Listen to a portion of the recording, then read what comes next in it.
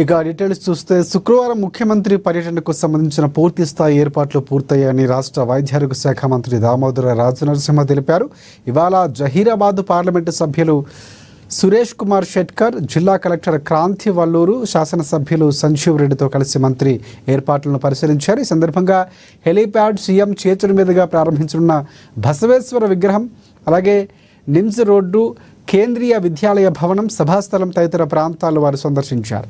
Helipad పనులు, Prajavedika, VIP gallery, media gallery, వాహనాల parking పనులు పరిశీలించారు.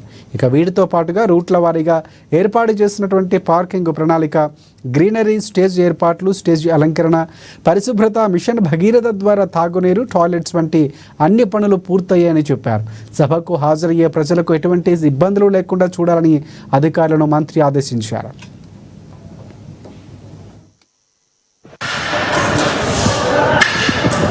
వీడియో కూడా